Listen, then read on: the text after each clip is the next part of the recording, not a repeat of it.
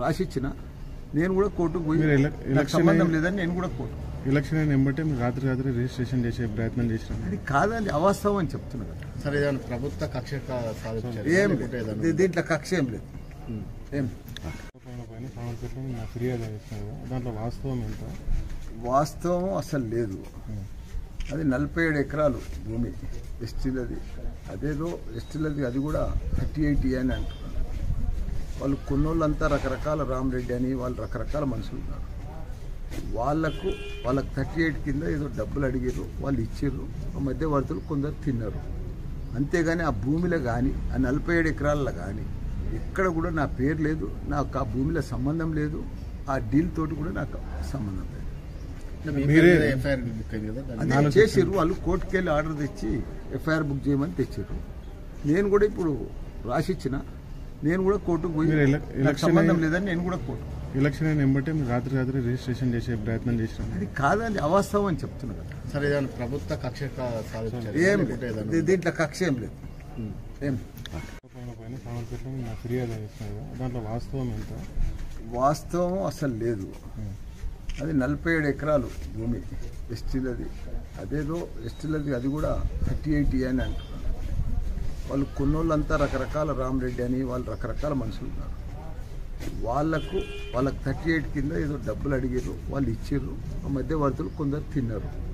అంతేగాని ఆ భూమిలో కానీ ఆ 47 ఎకరాల్లో కానీ ఎక్కడ కూడా నా పేరు లేదు, నాకు ఆ భూమిలో సంబంధం లేదు. ఆ డీల్ తోటి కూడా నాకు సంబంధం లేదు. అది చేసారు వాళ్ళు. కోర్టుకు వెళ్ళి ఆర్డర్ తెచ్చి ఎఫ్ఐఆర్ బుక్ చేయమని తెచ్చారు. నేను కూడా ఇప్పుడు రాసిచ్చిన నేను కూడా కోర్టుకు పోయి నాకు సంబంధం లేదని నేను కూడా కోర్టు ఎలక్షన్ అయిన వెంబటే మీరు రాత్రి రిజిస్ట్రేషన్ చేసే ప్రయత్నం చేసినారు. అది కాదని అవాస్తవం అని చెప్తున్నా కదా. సరే, ప్రభుత్వ కక్ష ఏం దీంట్లో కక్ష ఏం లేదు. ఏం ఫిర్యాదు దాంట్లో వాస్తవం ఎంత? వాస్తవం అసలు లేదు. అది 47 ఎకరాలు భూమి ఎస్టీలది. అదేదో ఎస్టీలది, అది కూడా 38 అని అంటున్నారు. వాళ్ళు కొన్నోళ్ళంతా రకరకాల రామరెడ్డి అని వాళ్ళు రకరకాల మనుషులు ఉన్నారు. వాళ్ళకు 38 కింద ఏదో డబ్బులు అడిగారు, వాళ్ళు ఇచ్చారు. ఆ మధ్యవర్తులు కొందరు తిన్నారు. అంతేగాని ఆ భూమిలో కానీ ఆ 47 ఎకరాల్లో కానీ ఎక్కడ కూడా నా పేరు లేదు, నాకు ఆ భూమిలో సంబంధం లేదు. ఆ డీల్ తోటి కూడా నాకు సంబంధం లేదు. అది చేసారు వాళ్ళు. కోర్టుకు వెళ్ళి ఆర్డర్ తెచ్చి ఎఫ్ఐఆర్ బుక్ చేయమని తెచ్చారు. నేను కూడా ఇప్పుడు రాసిచ్చిన నేను కూడా కోర్టుకు పోయి నాకు సంబంధం లేదని నేను కూడా కోర్టు ఎలక్షన్ అయిన వెంబటే మీరు రాత్రి రిజిస్ట్రేషన్ చేసే ప్రయత్నం చేసినారు. అది కాదని అవాస్తవం అని చెప్తున్నా కదా. సరే, ప్రభుత్వ కక్ష ఏం దీంట్లో కక్ష ఏం లేదు.